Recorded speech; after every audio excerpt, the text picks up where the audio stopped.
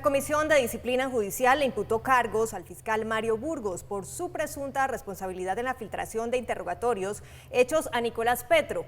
Aunque la comisión determinó que el fiscal sigue frente al caso, él podría declararse voluntariamente impedido para seguir en el proceso.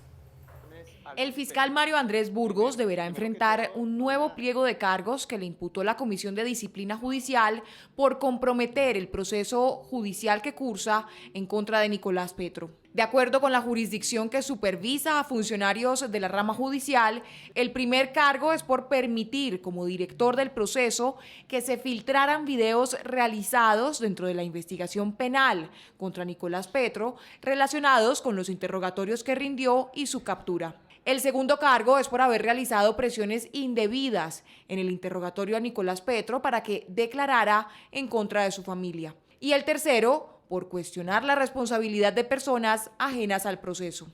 El abogado de Nicolás Petro en el proceso ante la Comisión de Disciplina Judicial habló de lo que viene para el proceso disciplinario. La defensa de él en el tema penal entrará a evaluar la necesidad de recusarlo en el caso de que él no se declare impedido, porque recordemos que la ley establece que un pliego de cargos de manera objetiva y de inmediata debe acarrear la salida del cargo, porque él perdió cualquier objetividad con respecto al caso de Nicolás Petro Burgos, que debe seguir con normalidad, pero con un funcionario que sí le brinde las garantías.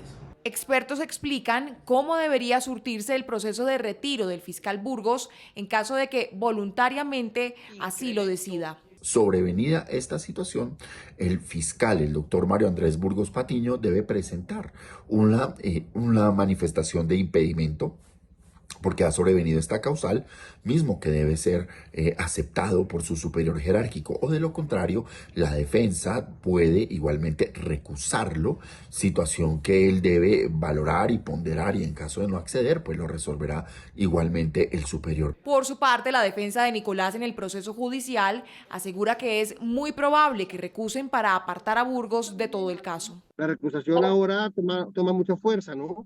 Sobre todo cuando un ente de la seriedad de la Comisión de Disciplina Judicial acaba de advertir que lo que hemos venido señalando desde un principio pues, tiene mérito, tiene base cierta. Es algo que nosotros hemos venido notando y señalando desde el momento en que asumimos esta defensa. Las irregularidades, las presiones, las filtraciones sistemáticas de la información. Para la comisión es claro que las denuncias respecto al caso que involucra a Nicolás Petro son de la mayor gravedad y asegura que el país debe conocer toda la verdad e impartirse justicia a la luz de las normas y la Constitución respecto de las actuaciones presuntamente irregulares de Nicolás Petro, quien tiene programadas audiencias preparatorias de juicio para el próximo 5 y 6 de agosto. Bueno, vean ustedes, esta es la gran noticia judicial de las últimas horas, no solamente judicial, tiene también grandes implicaciones políticas. Esta imputación de cargos al fiscal Mario Burgos, el fiscal que está al frente del caso contra Nicolás Petro, el hijo del presidente Petro. Acuérdense ustedes que esto ha generado suspicacias por el lado político, pero sobre todo suspicacias que involucrarían a la nueva fiscal general de la Nación. ¿Por qué? Porque si el fiscal Burgos está al frente de este caso de Nicolás Petro, pues entonces todo el mundo dice la fiscalía anterior, la fiscalía del exfiscal Francisco Barbosa, sigue ejerciendo su posición, la que sea, autónoma, la posición que traía el fiscal Barbosa, o cambió de posición la fiscalía con la nueva fiscal general de la Nación.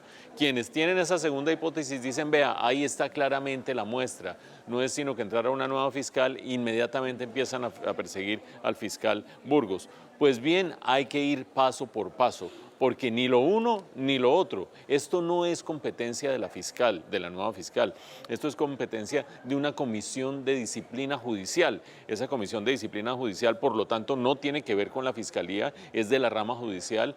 Es una comisión que se encarga de evaluar distintos tipos de faltas de personas de la rama y, por lo tanto, no se le puede imputar responsabilidad de esto a la nueva fiscal general de la Nación. Habrá que ver esta comisión hasta dónde llega. Por el momento, la magistrada que habría estado a cargo de adelantar este proceso contra Mario Burgos, contra el fiscal Mario Burgos, se ha declarado impedida por su cercanía con Vladimir Fernández, quien hoy en día es magistrado de la Corte Constitucional y venía de la Casa de Nariño, muy cercano al círculo de poder del presidente Gustavo Petro. Pero no solamente queda desvirtuada la hipótesis de que la nueva fiscal pudiera haber tenido injerencia sobre esta decisión, sino que además de eso, hay que tener presente que el fiscal Burgos sigue al frente del caso de Nicolás Petro, es decir, por lo menos por el momento, esto no ha sido un mecanismo para neutralizar la investigación y ahora pues el rol acusatorio que tiene el fiscal Burgos en el proceso contra Nicolás Petro, porque sigue al frente de ese rol, sigue al frente de ese cargo. Habrá que ver, por supuesto, qué implicaciones tiene el desarrollo del caso contra el fiscal Burgos, porque acuérdense, no solamente se le imputan cargos por presuntamente haber filtrado un video, el video del interrogatorio a Nicolás Petro a la prensa, sino también por haber presionado a Nicolás Petro para que negociara con la justicia. Y acuérdense que ese ha sido el argumento central de la defensa de Nicolás Petro en todo este proceso, sobre todo cuando decidió que no iba a colaborar con la justicia. Dijo que sencillamente lo habían presionado y habrá que ver si esa termina siendo la conclusión de esta investigación, de esta imputación de cargos contra el fiscal Burgos. Carlos Carrillo cumplió una nueva cita con la justicia este viernes en el marco de la investigación por presunta corrupción en la Unidad para la Gestión del Riesgo y ratificó que la entidad debe ser declarada como víctima dentro de este caso.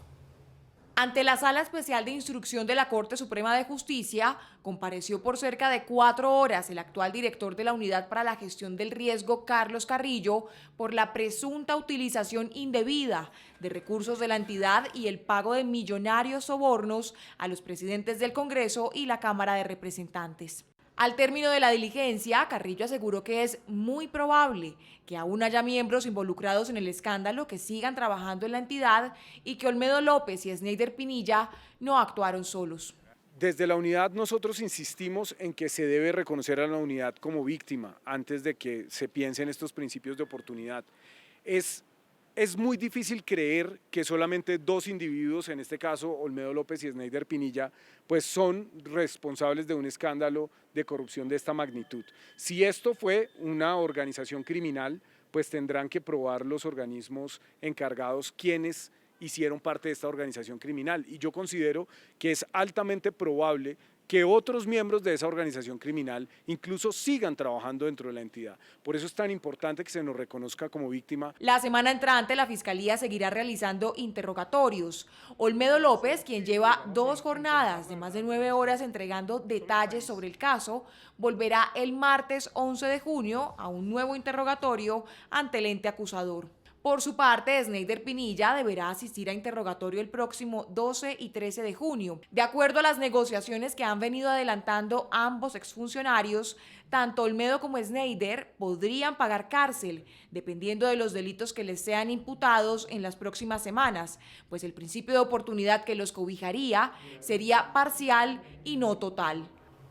Por su parte, el ministro de Hacienda anunció que el recorte del presupuesto será de 20 billones de pesos e irá acompañado de un aumento diferencial del diésel. Estas medidas se toman ante la caída del recaudo.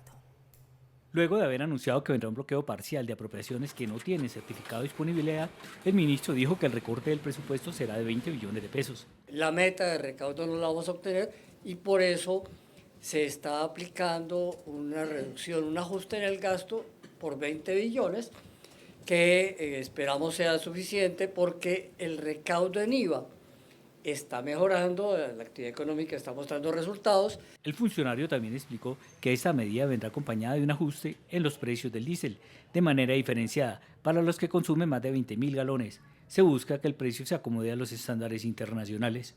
El ministro había informado que ante la caída en el recaudo era necesario tomar medidas adicionales y ante el problema de caja esta es una opción. Es necesario reducir el déficit del Fondo de Estabilización de Precios de los Combustibles, cuyo primer paso se dio con el aumento gradual en la gasolina y se había indicado que en algún momento habría que continuar con el diésel. De hecho, los recursos de las reformas tributarias se fueron en gran medida para el fondo. El próximo paso del gobierno debe ser cerrar el hueco del Fondo de Estabilización de Precios de Combustibles que es el diésel.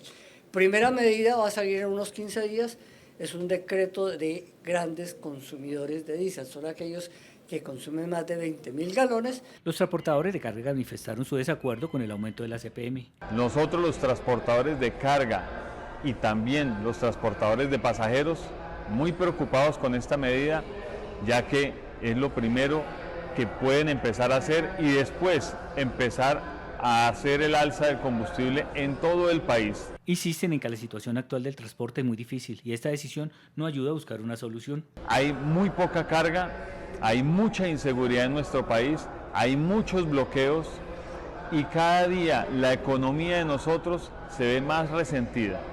Así que primero busquen el dinero que les falta en el mismo gobierno y en la misma corrupción que existe en este momento, antes de tocar a todos los colombianos del país que trabajamos día a día por él. El gobierno sostiene que es necesario sincerar las cifras y garantizar la sostenibilidad del Estado. En cuanto al recorte, el objetivo es no afectar los programas sociales ni prioritarios como el agropecuario. Las metas de recaudo fueron excesivamente optimistas y así lo reconoce el ministro Bonilla y ya se tiene claro que no se van a alcanzar. Y desde el Congreso de la República le pidieron cuentas al Gobierno Nacional por el bajo recaudo tributario y las ambiciosas cifras del presupuesto que el Ejecutivo tramitó ante el Poder Legislativo. El Congreso le pasó la cuenta de cobro al Gobierno por el bajo recaudo, pues le habían advertido de este panorama. De una muerte anunciada, doctor. Usted se lo dije en agosto del año pasado y le dije, ¿de dónde va a salir la plata de los litigios? La oposición criticó las cuentas alegres que, según ellos, hizo el gobierno con un ambicioso presupuesto. Se pusieron a inventar ingresos para justificar gastos para hacer politiquería. A que por la incompetencia del gobierno, en buena parte el recaudo ha disminuido, siendo el más bajo del siglo XXI. Este es el resultado de atacar la economía, de desestimularla. La baja ejecución presupuestal gubernamental que veníamos advirtiendo desde el año pasado, la más baja en 16 años, el 71%, la desaceleración de la economía, obviamente la crisis que se está viviendo por las diversas incertidumbres, pues trae como consecuencia esto que estamos viendo hoy. Incluso congresistas del Partido Liberal rajaron al Ejecutivo por las dificultades de caja. No es otra cosa que la corroboración de los malos manejos que en materia fiscal ha tenido este gobierno. El gran afectado aquí va a ser, como siempre, la inversión social y las promesas que se realizaron en campaña y que por supuesto no se van a cumplir. Valdría la pena que nos digan cuáles son los proyectos que se van a quedar en el papel y que no se van a convertir en realidad. Por ahora, en el Congreso no se ha aprobado el proyecto mediante el cual se buscaba recaudar 10 billones de pesos por arbitraje de litigios. Bueno, vean ustedes cómo se van desencadenando los hechos en el ámbito fiscal. Acuérdense que estábamos diciendo apenas el día de ayer que el ministro de Hacienda había anunciado que no se iban a ejecutar ciertos recursos, especialmente en áreas de inversión de distintas carteras, distintas entidades del Estado, por insuficiencia de recursos fiscales. Y ahora lo que ha sucedido ya en las últimas horas es que finalmente se ha definido que por un monto de 20 billones de pesos, la bicoca de 20 billones de pesos, se congelan esos gastos o se hace recorte de gastos sencillamente si es que no hay nuevos recursos para el Estado. Vale la pena recordar cómo llegamos a esta crisis fiscal, porque esto no tiene otro nombre distinto a una crisis fiscal. Por una parte, la desaceleración de la economía da como resultado una caída de los ingresos del gobierno. Crece más la economía, se generan más impuestos, se generan más ingresos para el gobierno. Por el contrario, si se contrae, vienen menos ingresos para el gobierno. En segundo lugar, la Corte Constitucional tumbó una parte importante de la reforma tributaria de la segunda parte del año 2022, consistente en la no deducibilidad de las regalías del sector minero energético. Al tumbar ese componente de la reforma tributaria, le quitó al gobierno nacional entre 5 y 6 billones de pesos.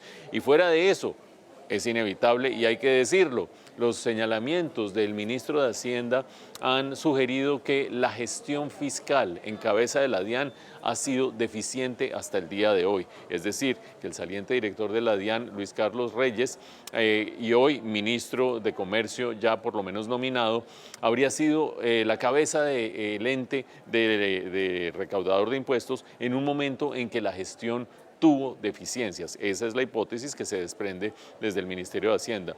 Sumen la dinámica de la economía, sumen la decisión de la Corte Constitucional, sumen la mala gestión de la DIAN, el hecho es que los recursos son mucho menos cuantiosos hoy con los que cuenta el gobierno que lo que esperaba contar.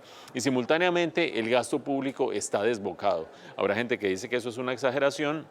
Solo les doy un dato, de acuerdo con las cuentas del gobierno, entre el momento en que se inicia el gobierno de Gustavo Petro hasta el momento en que termine, se espera que el gasto público aumente en más de 3 puntos del Producto Interno Bruto. Eso es una inmensa cantidad de dinero.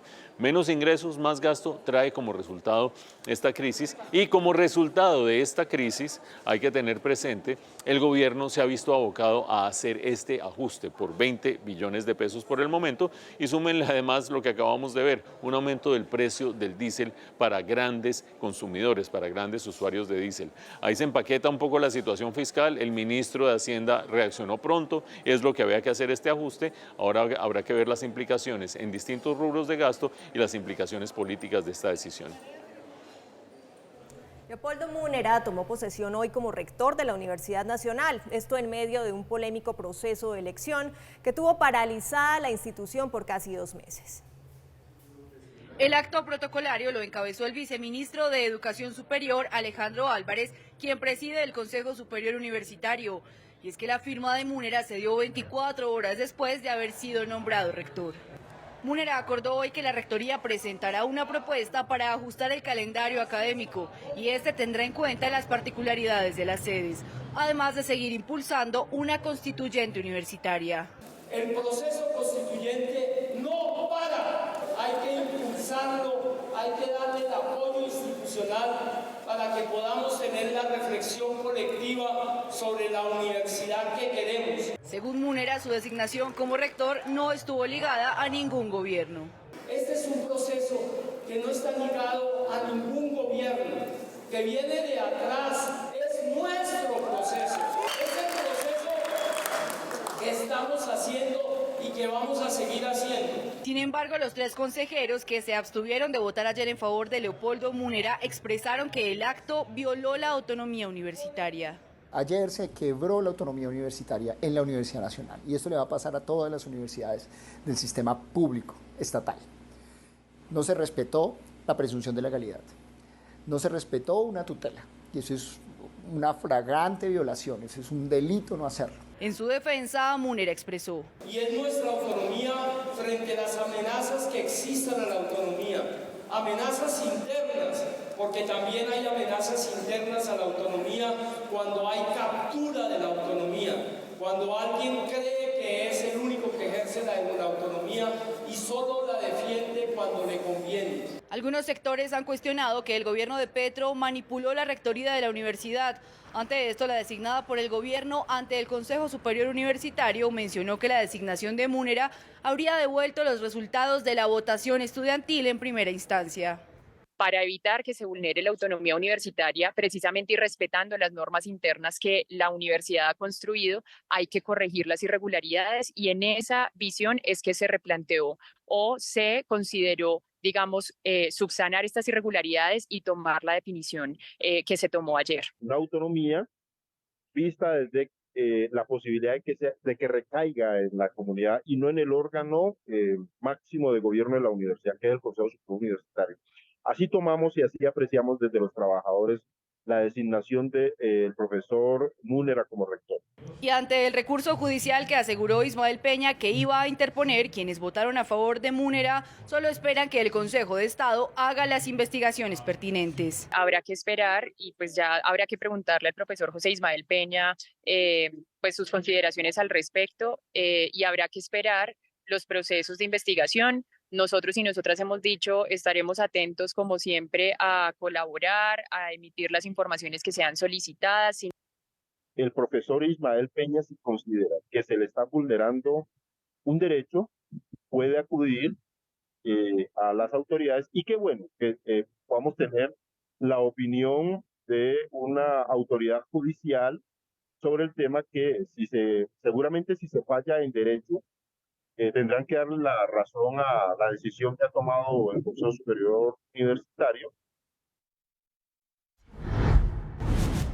Bueno, vean ustedes cómo de la noche a la mañana termina dando una vuelta de 180 grados esta situación de la Universidad Nacional de Colombia. No necesariamente en el fondo, por lo menos en la forma, porque ya no está el exrector a estas alturas, Ismael Peña, sino el nuevo flamante rector Leopoldo Múnera, pero digo que quizás en el fondo no ha cambiado tanto porque esta nueva elección también tiene cuestionamientos, también con seguridad le vendrán demandas encima y habrá que ver dónde termina.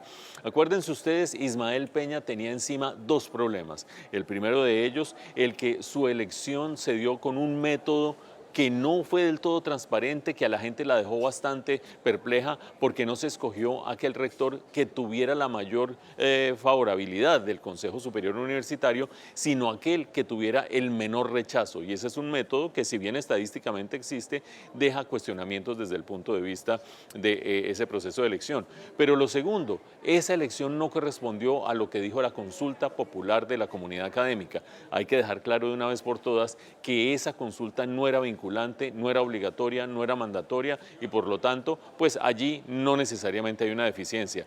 Vino, sin embargo, la reacción de distintos estamentos de la comunidad universitaria, un paro que ya acumula más de 2 meses en los cuales los perjudicados son los estudiantes y en las últimas horas este viraje dramático. Cambió la representante de los estudiantes en el Consejo Superior Universitario, eso cambió las fuerzas y el Consejo se reúne y decide que el nombramiento de Ismael Peña no es legítimo o lo deroga sencillamente y termina nombrando a Leopoldo Múnera. ¿Por qué digo que esto quizás no cambia mucho las cosas de fondo? Porque este nombramiento de Leopoldo Múnera a su vez es cuestionado, porque en el Consejo Superior Universitario se retiraron 3 personas, se retiraron representantes de los profesores, representantes de los exrectores y también del Consejo Académico, y eso significa que es una votación incompleta, seguramente no van a firmar el acta y seguramente va a haber cuestionamientos alrededor de esta nueva elección. Por ahora, nuevo rector de la Universidad Nacional con una inclinación política muy favorable al gobierno, muy favorable a la idea de hacer un proceso constituyente en la universidad, pero todavía sin certeza de qué falle el Consejo de Estado acerca del nombramiento anterior y también sin certeza de si vendrán nuevas demandas contra esta nueva elección. Y hoy se firmó el contrato para arrancar con la renovación del tradicional Estadio El Campín. El nuevo Coliseo de la 57 tendrá techo corredizo, parqueadero subterráneo y capacidad para 46.000 personas. El Palacio del Colesterol, un clásico de los amantes de la grasita, y el fútbol se mantendrá. El nuevo complejo deportivo tendrá también hotel, central de urgencias y la sede de la Filarmónica de Bogotá.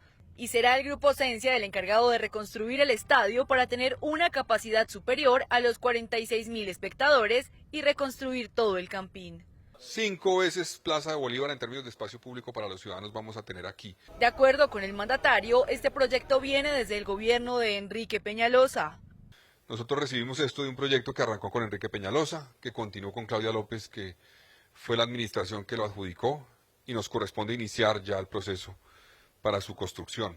Con la firma del contrato entre el distrito y Esencia, se formalizó hoy la adjudicación de la concesión por alianza público-privada para esta obra, que no solo transformará el Nemesio, sino los parqueaderos, el campincito y todo el complejo de tenis. Un proyecto que lo que busca es tener un estadio de última generación, tener un estadio cubierto, tener mejor infraestructura dentro de todo el polígono, áreas para clínica de tercer nivel, un hotel de más de 120 habitaciones, un parqueadero de más de 3.000 plazas, áreas comerciales, áreas de entretenimiento. Sin embargo, los capitalinos comenzarán a ver las obras después de febrero de 2026. Lo primero es decirles que esto va a tener una etapa de preconstrucción, como lo mencioné ya hace un rato. Esa etapa va a durar 12 meses, ¿no? Entonces, ahí es que se iniciará la construcción, entre otras cosas porque este año tenemos, ustedes saben, el Mundial Sub-20 femenino. Bogotá va a ser la sede, además, de la final. Y mientras se ejecuta la obra, el Nemesio seguirá funcionando. El estadio nunca se cerrará. Se va a construir en una serie de fases en donde se intervendrá primero la tribuna oriental. Una vez intervenida la tribuna oriental, se procederá después y sea entregada, se procederá después con la tribuna norte y sur para finalizar con la tribuna occidental, pero siempre garantizando el fútbol en el estadio. Los resultados de dicha reconstrucción tomarán 29 años en evidenciarse totalmente. El alcalde de Bogotá, Carlos Fernando Galán, sancionó el Plan Distrital de Desarrollo que regirá los destinos de la ciudad durante los próximos 4 años. Galán aseguró que pese a que hubo artículos que no fueron aprobados, esto no significó para el distrito que le estuvieran bloqueando el mandato. Durante la sanción del Plan de Desarrollo Bogotá Camina Segura, el alcalde Carlos Fernando Galán aseguró que se trató de un ejercicio democrático. Hubo cosas que nosotros planteamos que no fueron aprobadas. Y eso es la democracia. Y nosotros somos respetuosos de ese proceso democrático. Por ningún motivo vamos a salir a decir que nos están bloqueando la visión que tenemos como mandato ciudadano para implementar en esta ciudad por no apoyar lo que nosotros planteamos. No, eso no es democrático. Democrático es plantear una visión, construirla colectivamente y aceptar lo que la institucionalidad defina. El reto era, además, que saliera por acuerdo. Eso dice mucho de un plan, porque es un compromiso entre el Consejo, la sociedad civil, los secretarios y quien lo lidera, que es el señor alcalde. El plan tendrá una inversión de 14,5 billones de pesos, 7,5 para reforzar la seguridad, 27,6 para bienestar y 24,4 para potencial. Ahora tenemos un plan aprobado por el Consejo que nos da ya unas herramientas como equipo de gobierno.